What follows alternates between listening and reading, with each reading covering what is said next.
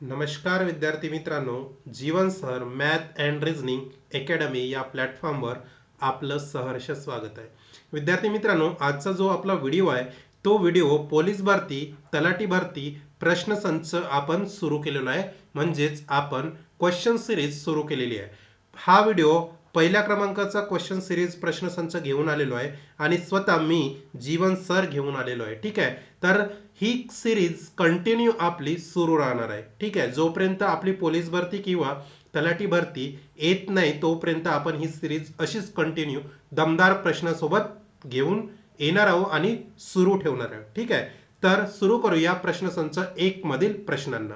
बघा, प्रश्न क्रमांक 1. दोन मुलांपैकी मोठ्या मुलाचे वय धाकट्या मुलाच्या वयाच्या तिप्पट आहे. 9 वर्षापूर्वी ते धाकट्या मुलाच्या वयाच्या 5 पट होते.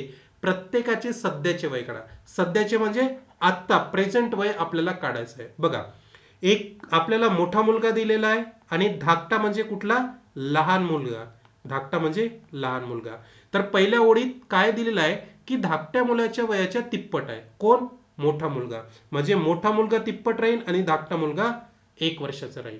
मग काय होत आहे? 9 वर्षापूर्वी ते धाकट्या मुलाच्या वयाच्या 5 पट आहे.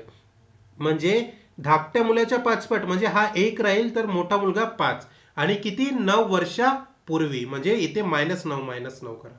समजलं? हा झाला मोठा आणि हा झाला धाकटा. आता इथे काय करायचं? इथे क्रॉस मल्टिप्लाय म्हणजे तिरपा गुणाकार करा विद्यार्थी मित्रांनो.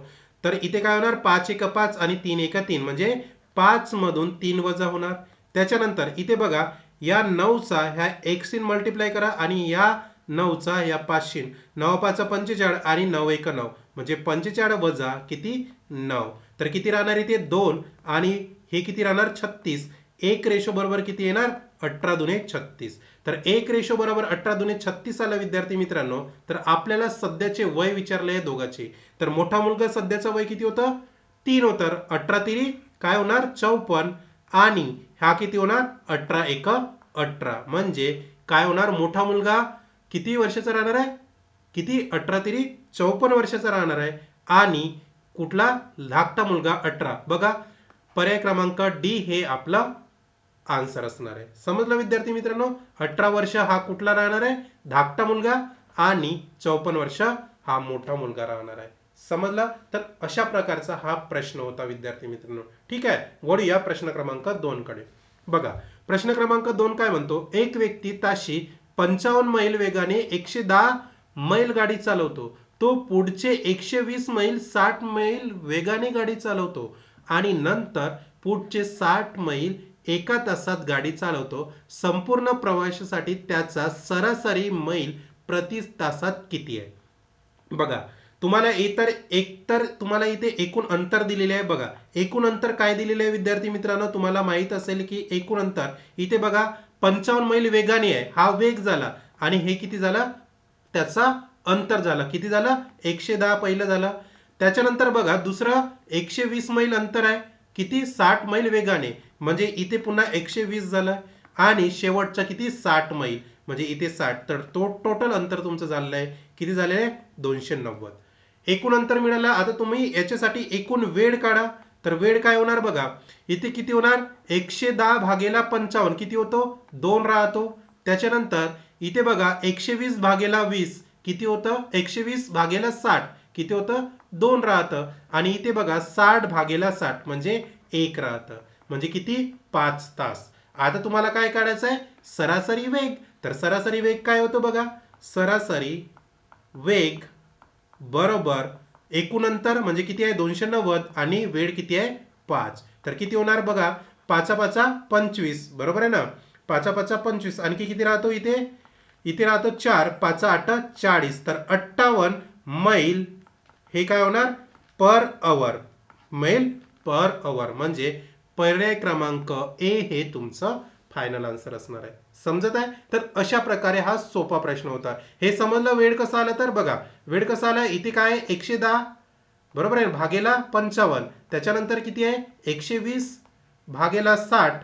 त्याच्यानंतर इथे किती आहे? 60 आणि 1 तासात किती मिनिटं असतात? 60 मिनिट. तर याला जर तुम्ही काय कराल? डिवायडेड कराल तर तुम्हाला 2 2 आणि 1 मिळतं म्हणजे एकूण वेळ मिळतं 5. समजलं? तर अशा प्रकारचा हा प्रश्न होता. वळूया प्रश्न क्रमांक 3 कडे. विद्यार्थी मित्रांनो, नवीन असाल तर चॅनलला काय करायचं आहे, सबस्क्राईब करायचं आहे. ठीक आहे, बघा प्रश्न क्रमांक 3. ए आणि बी एकटे काम 8 दिवसात पूर्ण करू शकतात आणि बी 16 दिवसात करू शकतात, तर ए ते एकटे किती दिवसात करू शकतात? बघा, दोघं मिळून किती काम करत आहे? ए अधिक बी किती काम करत आहे? 8 काम करत आहे. आणि इथे फक्त बी किती काम करत आहे? 16 काम करत आहे. बरोबर आहे. याचा एलसीएम घ्या, लसावी घ्या, किती येणार? 8 दुने 16. बरोबर आहे. तर इथे एक ए प्लस बी किती होणार? 2 होणार. आणि इथे बी ची इफिशियन्सी काय राहणार आहे?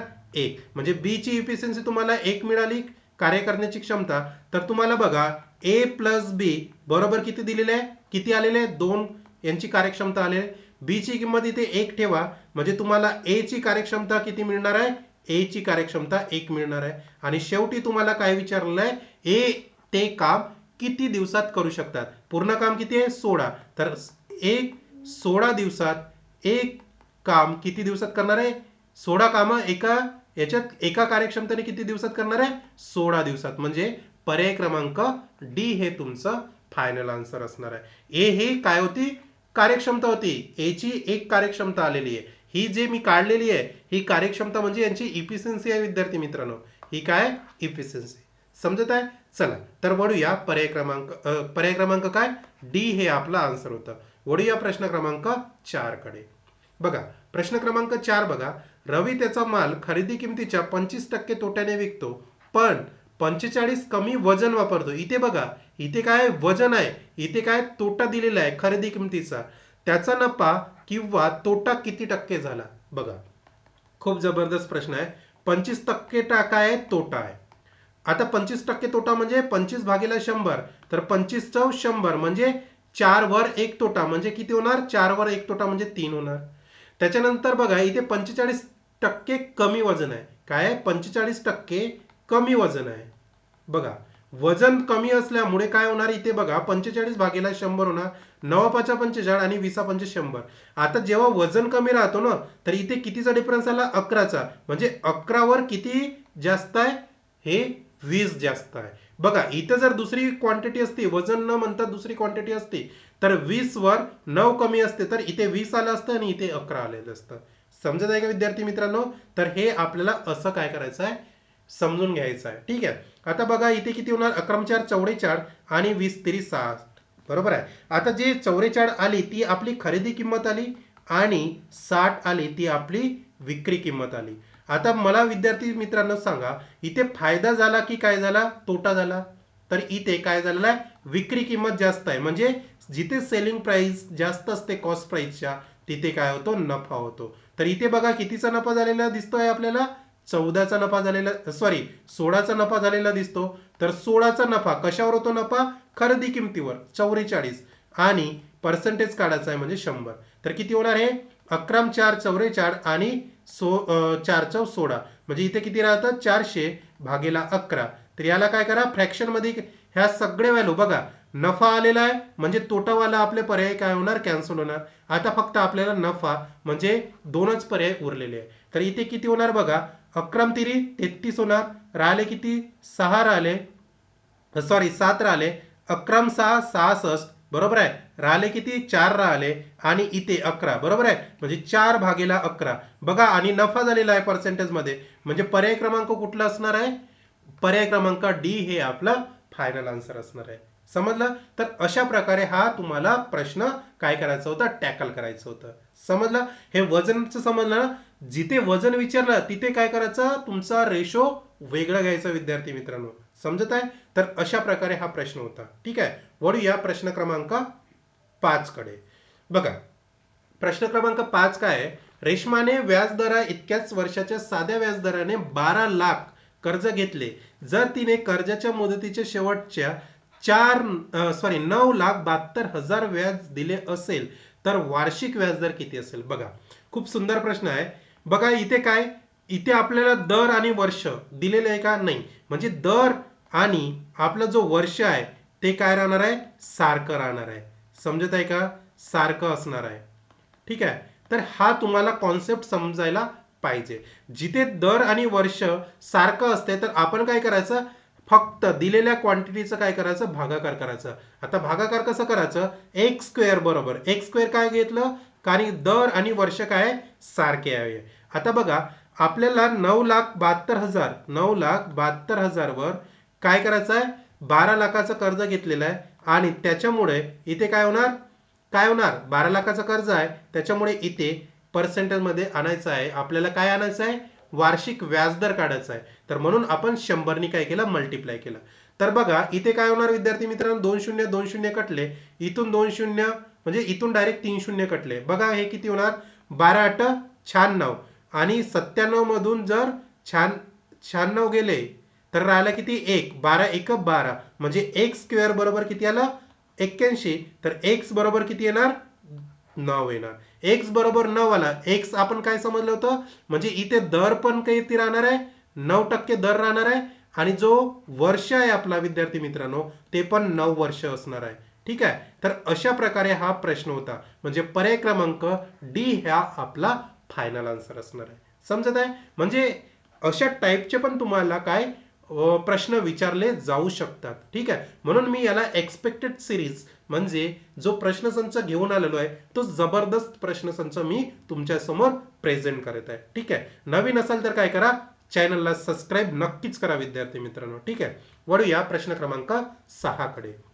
बघा प्रश्न क्रमांक 6 बघा किती सुंदर दिलेला आहे. एक माणूस 15 एकसारख्या वस्तू एकूण ₹15 ला खरेदी करतो. जर तो त्या प्रत्येक रुपयाला 1.23 ला विकतो तर त्याच्या नफ्याची टक्केवारी शोधा. आपल्याला नफ्याची टक्केवारी बघा, 15 वस्तू आहे आणि तो फक्त 15 रुपयालाच विकतो, म्हणजे इथं काय झाला, 1:1 रेशो झाला. आता बघा त्याने काय म्हणलं, जर त्या प्रत्येक रुपयाला 1.23 ला विकतो, म्हणजे एक वस्तू तो 1.23 रुपयाला विकत असेल, ही वस्तू झाली आणि हे त्याची रुपये झाले म्हणजे किंमत झाली. तर इथे तुम्हाला नफ्याची टक्केवारी शोधत आहे, तर डायरेक्ट तुम्हाला नफा किती दिसून येत आहे, 0.23, म्हणजे 23% तुम्हाला डायरेक्ट नफा झालेला दिसत आहे. समजत आहे विद्यार्थी मित्रांनो, म्हणजे पर्याय क्रमांक ए हे तुमचं फायनल आन्सर आहे. समजत आहे. तर अशा प्रकारे हा प्रश्न आहे, खूप सोपा आणि सरळ प्रश्न तुम्हाला विचारलेला होता. ठीक आहे. तर वळूया प्रश्न क्रमांक 7 कडे. बघा हा पण बघा सुंदर प्रश्न विद्यार्थी मित्रांनो मी घेऊन आलेलो आहे. बघा मी सगळेच टॉपिक काय करत आहे, टच करत आहे आणि अशा नंबर सिरीज, म्हणजे ही जी 1 नंबरची सिरीज आहे ही जबरदस्त सिरीज आपण पुन्हा कंटिन्यू सुरू ठेवणार आहोत. बघा 4 संख्या अनुक्रमाने 16 10 9 17 च्या प्रमाणात आहे. जर या 4 संख्यांची बेरीज किती आहे, 6292 असेल तर पहिल्या आणि तिसऱ्या संख्येची बेरीज किती असेल. बघा तुम्हाला काय करायचं आहे विद्यार्थी मित्रांनो, इथे तुम्हाला संख्या दिलेल्या आहे किती, 16, 4 संख्या दिलेल्या आहे ना, 16 10 9 आणि 17. इथे का बरं मी प्लस करत आहे, कारण यांची तुम्हाला बेरीज दिलेली आहे. बघा बेरीज किती दिलेली आहे, किती दिलेली आहे, 6292. तर हे किती येतं, 16 10 26 26 आणि हे किती होणार, डायरेक्ट 52. बरोबर आहे ना, किती होणार 52. तर 52 बरोबर 62 92 करा. तर इथे किती होणार बघा, याला काय करा, 13 काटा, 13 52. इथे किती होणार, 13 52 राहिले किती, 62 मधून जर 52 केले 10 राहिले आणि किती होणार, 13 8 104. 13 8 104 ना, 13 8 104 राहिले किती, 5 राहिले, 13 52. बरोबर आहे. तर 1 रेशो बरोबर किती होणार, 1 रेशो बरोबर हे किती होणार, 1 2 आणि 1, म्हणजे 1 रेशो बरोबर 121. तर तुम्हाला काय शोधायचं आहे, पहिल्या आणि तिसऱ्या संख्येची बेरीज. मला सांगा इथे पहिली संख्या काय, 16 आहे आणि तिसरी संख्या काय, 9. तर पहिली संख्या 16 आणि तिसरी संख्या 9, तर यांची बेरीज किती आहे, 25. तर यांची 25 काय आलेली, बेरीज आलेली आहे. तर हा 121 ला काय करायचं, 25 ने मल्टिप्लाय करा. आता हे मल्टिप्लाय करताना विद्यार्थी मित्रांनो बघायचं की युनिट डिजिट बघा, 1 इथे 5, 5 ला एक वेळा जर गुणाकार केला तर 5च येणार आहे शेवटी. बघा युनिट डिजिट मध्ये इथे कुठं दिसतो का 5, इथे 1 आहे, 4 आहे, इथे 5, म्हणजे पर्याय क्रमांक सी हे आपला फायनल आन्सर आहे. अशा वरून पण आपल्याला आन्सर काढता येतो विद्यार्थी मित्रांनो. म्हणून बारकाईने लक्ष द्या माझ्या व्हिडिओकडे, तुम्हाला सगळ्याच गोष्टीमध्ये फायदा होणार आहे. ठीक आहे, एकूण एक मी तुम्हाला कॉन्सेप्ट क्लिअर करून सांगत आहे. ठीक आहे, तर अशा प्रकारे आपला आन्सर काय येणार आहे 3025. ठीक आहे, तर 7 प्रश्न तुम्हाला कळलाच असेल. जर तुम्हाला काही कमेंट्स करायचे असेल तर माझ्या कमेंट बॉक्समध्ये कमेंट्स करा विद्यार्थी मित्रांनो, समजत असेल तर. तुमच्या कमेंट्ससाठी मी काय वाट बघत राहील. ठीक आहे, चला प्रश्न क्रमांक 8 कडे वळूया. बघा, हा पण खूप सुंदर प्रश्न मी घेऊन आलेलो आहे.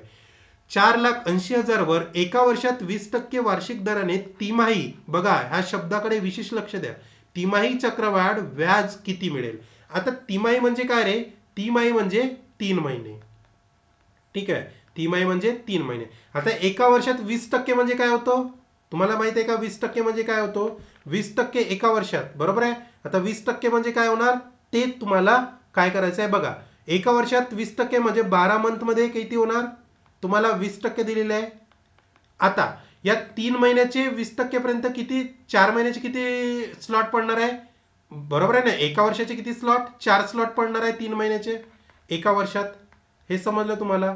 एका वर्षात किती, 4 स्लॉट 3 महिन्याचे. म्हणजे तुम्हाला काय करायचं आहे, इथे 3 मंथ बरोबर किती होणार, इथे कितीने भागलं आपण, 4ने भागलं ना, तर 4ने भागलं तर 3 आले, तर इथे पण आपल्याला 4ने भागावं लागेल. म्हणजे किती राहणार, इथे 5% राहणार. किती राहणार विद्यार्थी मित्रांनो, 5%. हे काय आहे, 5%. लक्ष द्या, व्यवस्थित लक्ष द्या. खूप सुंदर प्रश्न आहे आणि याला तुम्हाला काय करायचं आहे, नोट डाऊन करायचं आहे. 5% झालं. आता मला सांगा 5% म्हणजे काय होतो, 1/20 होतो. समजत आहे. आता 1/20 होत आहे, तर आपल्याला किती महिने घ्यायचं आहे, 4 महिने घ्यायचं आहे. कारण इथे तिमाही चक्रवाढ दिलेला आहे. त्रिमाही चक्रवाढ म्हणजे एका वर्षात 4 स्लॉट येणार. आता बघा, हा 1/20 आले आणि तुम्हाला किंमत किती दिलेली आहे, 4,80,000. तर या 4,80,000 ला काय करायचं, बरोबर आहे ना, या 1/20 ने काय करा, मल्टिप्लाय करा. तर किती राहणार, इथे 0 0 कटलं आणि इथे डायरेक्ट 24,000 राहणार. ठीक आहे, हे झालं 24,000. तर असं आपल्याला किती वेळा करायचं आहे, 4 महिन्यापर्यंत, म्हणजे 4 स्लॉट करायचे आहे, बरोबर आहे. आता काय करा, 24,000ला 1/20 ने पुन्हा मल्टिप्लाय करा. तर इथे किती येणार, किती येणार, 1200 येणार. पुन्हा 1200ला काय करा, 1/20 करा. मी सांगतोय काय करायचं तर इथे किती येणार, 60 येणार. त्याच्यानंतर 60ला 1/20 करा, तर इथे किती येणार, 3 येणार, बरोबर आहे. आता तुम्हाला बघा इथे का बरं असं केलं विद्यार्थी मित्रांनो, तुम्हाला समजत आहे का. कारण आपल्याला 3 महिने हे 5% प्रमाणे मिळालं, पण आपल्याला 4 स्लॉट काढायचे होते एका वर्षात. तर आपण किती काढले, हा 1 स्लॉट, 2 स्लॉट, 3 आणि 4थं स्लॉट, बरोबर आहे. हे झालं आपलं किती, एका वर्षात तिमाही व्याज चक्रवाढ दराने. आता बघा, जेव्हा तुम्ही याला काय करता, आता याला 4 ने मल्टिप्लाय करा, याला कितीने करा, याला 6 ने, आणि याला आणखी 4 ने, याला 1 ने. जेव्हा तुम्ही काय करता, एका वर्षात 4 स्लॉट काढता ना विद्यार्थी मित्रांनो, तर तुम्हाला मल्टिप्लाइंग फॅक्टर लक्षात घ्या. मल्टिप्लाइंग फॅक्टर 4 महिन्याचं किती होतं, 4 6 4 1, याने काय करायचं आहे, मल्टिप्लाय करायचं आहे. जे काही तुमचं काय येणार, इथे आन्सर येणार त्यांना. समजत आहे. हे जर तुम्हाला गणित नसेल समजत, तर मी याच्यावर आणखी स्टेप घेणार आहे. ठीक आहे, या टाईपचे प्रश्न घेणार आहे, तर तुम्ही याला समजून घ्या. ही ठीक आहे. इथे तुम्ही मल्टिप्लाय करा, तुम्हाला जे जे येईल ते ते इथे लिहत चला. इथे किती येणार, 4 चौ 16, 16चे 6, हातच्याला 1, 4 दुने 8 आणि 1 9, आणि हातचे किती 3 शून्य. ठीक आहे, 12 छकम 72, बरोबर आहे. आणि 2 शून्य जशाच्या तसे, इथे किती येणार 72. त्याच्यानंतर इथे किती येणार, 6 चौ 24, इथे जशाच्या तसे, आणि 3 1 3. बघा शेवटी 3 कुठे दिसत आहे तुम्हाला, इथे 3 दिसत आहे. पुन्हा कुठे दिसतं का, म्हणजे पर्याय क्रमांक सी तुमचं फायनल आन्सर येत आहे. याला काय करा, ऍड करा. याला काय करा, ऍड करा. शेवटी 3 एकाच पर्यायामध्ये दिसत आहे. जर तुमचं एकाच पर्यायामध्ये 3 दिसत आहे, तर पर्याय क्रमांक सी हे तुमचा फायनल आन्सर असणार आहे. समजलं. हे कसं केलं तर तुम्हाला समजायला पाहिजे. इथं त्रिमाही आहे, म्हणजे तिमाही चक्रवाढ व्याज आहे, त्याच्यामुळे मी 3 महिन्याचं चक्रवाढ काढलेलं आहे. आणि एका वर्षात 3 महिन्याचे किती, 4 स्लॉट येणार, बरोबर आहे ना. 4 ते 12 म्हणजे 1 वर्ष होणार. त्याच्यामुळे मी इथे 4 स्लॉट काय केले, 1/20 ने मल्टिप्लाय करत गेलो. समजत आहे. तर अशा प्रकारचा हा प्रश्न होता विद्यार्थी मित्रांनो. ठीक आहे, वळूया नंतरच्या प्रश्नाकडे. बघा, प्रश्न क्रमांक 9, एका टाकीच्या तळाशी एक छिद्र आहे ज्यातून पाणी गळत आहे. एक नळ टाकीत 8 तासांत भरू शकतो आणि तळातील छिद्र पूर्णपणे भरलेली टाकी 12 तासात रिकामी करू शकते. म्हणजे 12 तासात रिकाम करते आणि 8 तासात भरते. जर नळ आणि छिद्र दोन्ही उघडे असतील तर रिकामी टाकी पूर्ण भरण्यासाठी किती वेळ लागेल? बघा, पहिलं तर तुम्हाला काय दिलेलं आहे, टाकी भरत आहे किती, 8 तासात भरत आहे आणि खाली किती तासात होत आहे, 12 तासात. मी याला काय करतो, होल आहे ना, बघा छिद्र पाडलेलं आहे म्हणून एच लिहितो, तर हे 12 तासात काय होत आहे, खाली होत आहे. तर बघा याचा एलसीएम काय येणार, म्हणजे लसावी काय येणार, किती येणार, 8 तिरी 24 आणि 12 दुनी 24, बरोबर आहे. काय आलं, 12 दुनी 24. तर मला सांगा, इथे होल असल्यामुळे ही टाकी खाली होत आहे, म्हणजे इथे काय होणार, मायनस होणार, म्हणजे 3 मधून -2 गेले तर राहिलं किती, 1, आणि तुमचा एलसीएम काय आला, 24 आलेला आहे. मग तुम्हाला ती टाकी पूर्णपणे भरण्यास किती वेळ लागेल? इथे तुमचं पूर्ण काम किती झालेलं आहे, 24 झालेलं आहे. तर 24 ला कितीने, 1 कार्यक्षमतेने किती वेळ लागेल हे विचारलेलं आहे. समजलं का? म्हणजे तुमचं वेळ किती येणार, 24 तास. पर्याय क्रमांक बी हे तुमचं फायनल आन्सर असणार आहे. समजत आहे? तर अशा प्रकारचा हा विद्यार्थी मित्रांनो प्रश्न होता. ठीक आहे, वळूया नंतरच्या प्रश्नाकडे. बघा, हा पण खूप जबरदस्त प्रश्न घेऊन आलेलो आहे. अनवरच्या 7 विषयामध्ये सरासरी 75 गुण आहेत. विज्ञान वगळता 6 विषयामध्ये त्याची सरासरी 70 आहे. त्याला विज्ञानात किती गुण मिळाले? बघा, 7 विषयात किती सरासरी गुण आहे, 75, बरोबर आहे. मग 6 विषयात त्याची सरासरी किती झालेली आहे, 70 झालेली आहे. मला सांगा, एकूण विषय किती असणार मग, 7 विषय एकूण होते, इथून 6 विषयाची सरासरी, मग राहिलेला किती, 1 विषय राहिलेला आहे, बरोबर आहे ना. आणि जो विषय राहिलेला आहे तो विज्ञानच आहे. समजलं का? एकूण विषय किती आहे, 7 विषय आहे, आणि 7 विषयापैकी किती, 6 विषयात त्याला 70 मार्क्स भेटलेले आहे सरासरी, आणि इथे 7 विषय 75. मला सांगा, इथे किती कमी भेटलेले आहे, -5 भेटलेले आहे. -5 आणि याला काय करायचं, हे 6 ने काय करायचं, गुणाकार करा. म्हणजे इथे किती आला, किती आला रे, -5 हे घ्यायचं नाही, म्हणजे इथे तुमचा गुणाकार किती आलेला आहे, 30 आलेला आहे. म्हणजे -30 नाही घ्यायचं, तुम्हाला कमी किती मार्क सरासरी भेटली हे आहे त्याचं. -5 सरासरी भेटली कमी, तर किती विषयात, 6 विषयात, म्हणजे एकूण किती झाले, 30. आता मला सांगा, तुमचे सरासरी 7 विषय मिळून 75 आले, 7 विषय मिळून जर 75 आले आणि जे एक विषयासाठी जी सरासरी आले 30 आलेली आहे, बरोबर आहे. म्हणजे तुमचं टोटल जे तुम्हाला विज्ञानात किती गुण मिळालेले आहे ते काढायचं होतं. तर विज्ञानात किती गुण मिळाले, तर इथे 105 गुण मिळाले, असं काय आहे, हे आन्सर आहे. समजलं? पर्याय क्रमांक 1 असं उत्तर असणार आहे. समजत आहे विद्यार्थी मित्रांनो? तर असा हा सुंदर प्रश्न होता. नवीन असाल तर पुन्हा मी तुम्हाला सांगत आहे, चॅनलला सबस्क्राईब करून घ्या, कारण खूप जबरदस्त प्रश्न मी घेऊन आलेलो आहे. ठीक आहे, बघा, ही माझी पोलीस भरती PYQ सिरीज आणि तलाठी PYQ सिरीज ऑलरेडी मी माझ्या प्लॅटफॉर्मवर घेतलेली आहे, माझ्या यूट्यूब चॅनलवर घेतलेली आहे. ठीक आहे, तुम्ही जाऊन एकदा माझ्या यूट्यूब चॅनलला व्हिजिट करा. ठीक आहे, चला बघा, आता आपण जेवढे काही शिकलेलो आहे ते मॅथ्सचे प्रश्न झाले.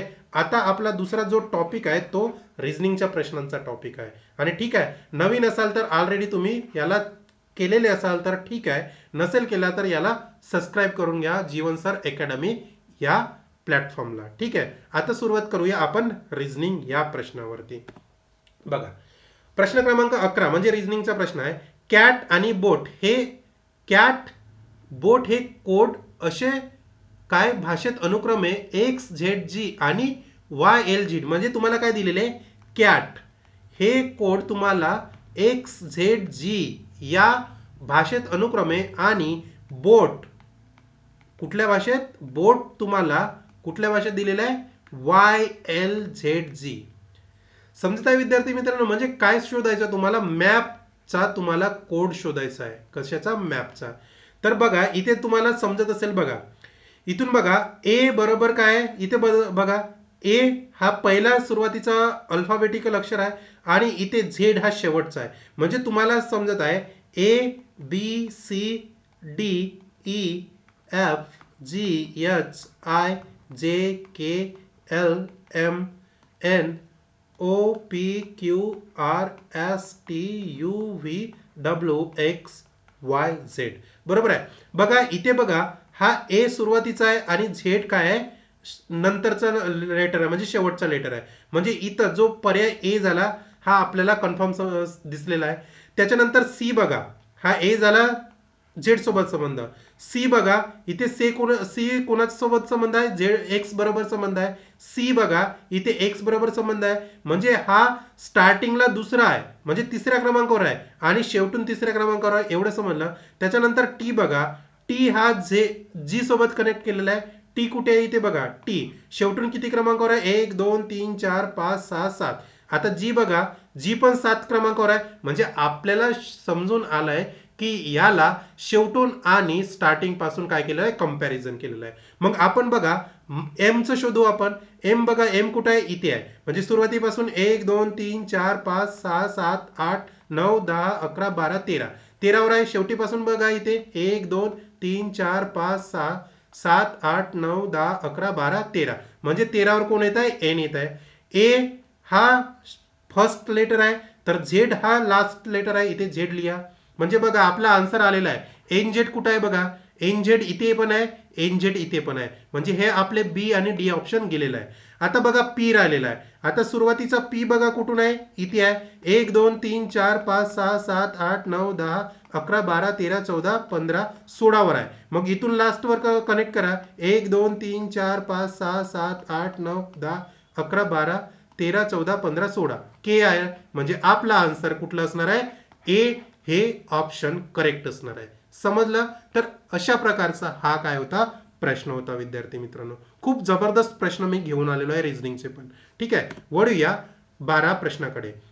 बघा 12वा प्रश्न पण बघा काय लिहिलेला आहे, नगीना पुष्पापेक्षा उंच आहे, म्हणजे कंपॅरिझनचा. मग याला काय करतो विद्यार्थी मित्रांनो, जसं जसं प्रश्न म्हणते तसं तसं मी कंपॅरिझन करत जातो. बघा नगीना पुष्पापेक्षा उंच आहे, म्हणजे कोण उंच आहे, नगीना उंच आहे. बघा नगीना उंच आहे कोणापेक्षा, पुष्पापेक्षा. ठीक आहे. त्याच्यानंतर बघा उंच आहे, पण मनीषा इतकी उंच नाही. कोण, नगीना, म्हणजे मनीषा ही सर्वात उंच होईल दोघांपेक्षा. समजलं का. त्यानंतर बघा रमा नमितापेक्षा उंच आहे, म्हणजे नमा नमितापेक्षा उंच आहे, म्हणजे नमिता इथे येणार. त्याच्यानंतर पण पुष्पा इतकी उंच नाही, म्हणजे पुष्पा इथे काय येणार, मोठं येणार. ठीक आहे. बघा इथे पुष्पा कॉमन आहे, कुठे, मनीषा नगीना पुष्पा. मग पुष्पा नंतर कोण येणार आहे, नमा आणि नमिता. मग इथे कंपॅरिझन करा, नमा आणि नमिता. ठीक आहे. आपल्याला शेवटी प्रश्न काय विचारलाय, त्यापैकी सर्वात उंच कोण आहे. सर्वात उंच कोण दिसत आहे, मनीषा, म्हणजे पर्याय क्रमांक ए हे आपलं फायनल आन्सर आहे. त्याच्यानंतर जर तुम्हाला सर्वात छोटं म्हटलं असतं तर कोण दिसत आहे, नमिता, आणि मध्यंतरी म्हटलं असतं तर पुष्पा. तर असा हा विद्यार्थी मित्रांनो आपला 12वा प्रश्न होता, आणि खूप सुंदर प्रश्न आपण काय केलेला आहे, डिस्कस केलेला आहे. ठीक आहे. वळूया प्रश्न क्रमांक 13 कडे.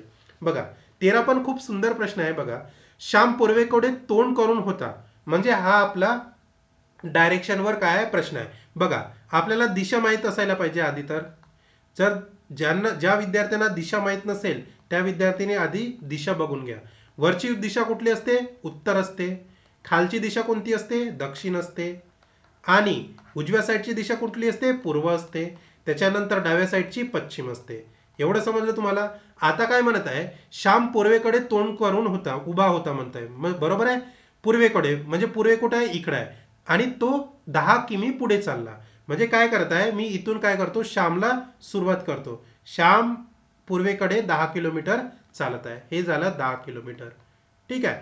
मग तो काय म्हणत आहे, उजवीकडे वळण घेतलं. मग उजवी याची बाजू इकडे चालत आहे, तर उजवी बाजू ही असणार आहे. तर त्याने वळण घेतलंय, किती वळण घेतलंय, 3 किमी. बघा 3 किमी वळण घेतलंय. ठीक आहे. त्याच्यानंतर काय केलं त्याने, आणखी 3 किमी वळण घेतल्यानंतर पुन्हा तो उजवीकडे वळला. आता बघा जर तो उत्तरेकडे पाहत असेल तर उजवी बाजू त्याची ही झाली, आणि तो दक्षिणेकडे पाहत असेल तर उजवी बाजू त्याची ही झाली.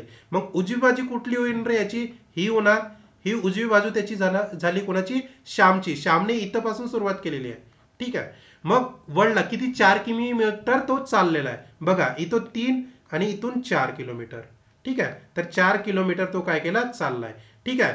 आता बघा त्यानंतर त्याने मागे वळला. म्हणजे काय झाला, तो मागे वळला. कसा वळला असेल, या डायरेक्शनने वळला असेल, म्हणजे हा 180 कोणामध्ये तो वळलेला असेल, बरोबर आहे ना. 180 कोणामध्ये तो वळलेला असेल म्हणजे तो असा वळलेला आहे, बरोबर आहे का. समजत आहे का तुम्हाला विद्यार्थी मित्रांनो. तुम्हाला समजत नसेल तर बघा, तो काय केलेला आहे, तो मागे वळलेला आहे. बघा मागे वळला म्हणते, तर तो मागे या प्रकारे वळला असेल, बरोबर आहे. या प्रकारे तो मागे आला. मग तो कोणत्या दिशेने तोंड करून आहे. आता बघा या दिशेने तो वळला, तर ही दिशा कुठली आहे, हे बघा. ही कुठली दिशा दिसत आहे तुम्हाला, पूर्व दिशा दिसत आहे. म्हणजे आपला आन्सर काय असणार आहे, ए हे फायनल आन्सर असणार आहे. पूर्व दिशेकडे तो तोंड करून काय झालेला आहे, उभा आहे सध्याच्या कंडिशनमध्ये. तर अशा प्रकारचा हा आपला प्रश्न होता. ठीक आहे. आता वळूया प्रश्न क्रमांक काय 14 कडे. खूप जबरदस्त प्रश्न मी घेऊन आलेलो आहे विद्यार्थी मित्रांनो. ठीक आहे, बघा 13 14 सॉरी, याला 14 क्रमांक करा. ठीक आहे. तर 14 क्रमांकाचा प्रश्न बघा, खूप सुंदर दिलेला आहे. इंद्र डावीकडून 7व्या आणि जया उजवीकडून 5व्या स्थानावर आहे. जेव्हा ते त्यांची जागा बदलतात, बघा खूप जबरदस्त प्रश्न आहे. तेव्हा जया उजवीकडून 19व्या स्थानावर असते. डावीकडून इंद्राचे स्थान किती आहे. ठीक आहे, स्थान किती आहे बघा.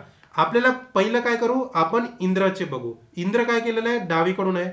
तर इंद्र डावीकडून बघा किती आहे, डावीकडून 7वा आहे.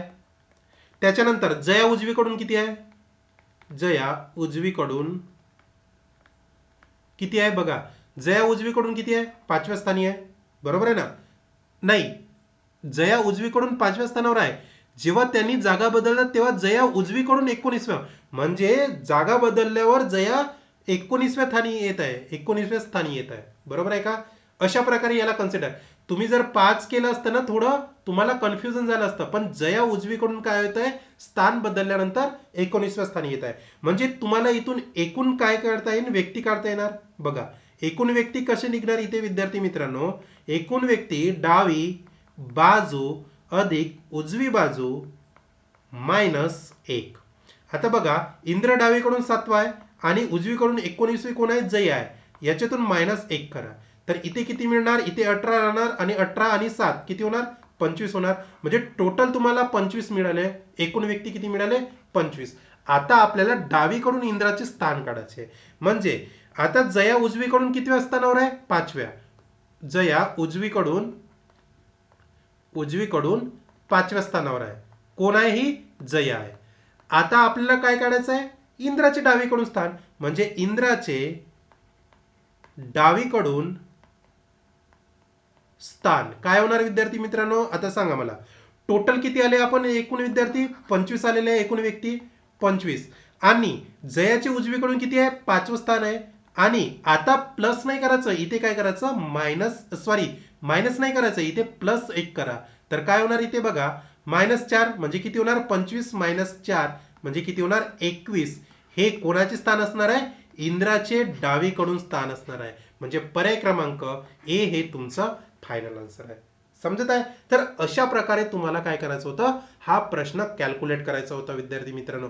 जबरदस्त प्रश्न मी घेऊन आलेलो होतो. तर हा अशा प्रकारचा सेट बघा, सुरुवातीपासून तुम्ही बघू शकता की प्रश्न बघा कुठल्या लेवलचे मी डिस्कस केलेले आहे. हा पहिला सेट झाला आपला. बघा खूप जबरदस्त मी प्रश्न घेऊन आलेलो आहे आणि तुम्हाला नक्कीच हा व्हिडिओ आवडेल.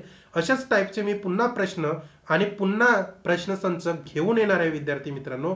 जर नवीन असाल तर माझ्या यूट्यूब चॅनलला तुम्ही काय करायचं आहे, सबस्क्राईब करायचं आहे. आणि व्हिडिओ आवडला असेल तर नक्की लाईक करा, माझ्या व्हिडिओच्या खाली कमेंट करा आणि हा व्हिडिओ इतक्या लोकांपर्यंत शेअर करा की त्यांना या व्हिडिओची काय म्हणजे इम्पॉर्टन्स कळले पाहिजे किंवा त्यांना फायदा झालेला पाहिजे या व्हिडिओचा. ठीक आहे. जर विद्यार्थी मित्रांनो तुम्हाला व्हॉट्सअप ग्रुपला मला जॉईन करायचे असेल तर हा माझा व्हॉट्सअप ग्रुप आहे. ह्या नंबरला तुम्ही काय करू शकता, मला मेसेज व कॉल करू शकता. आणि व्हिडिओ खरंच आवडला असेल तर लाईक करा विद्यार्थी मित्रांनो, नवीन असाल तर चॅनलला सबस्क्राईब करा. ठीक आहे. थँक्यू विद्यार्थी मित्रांनो. Have a nice day.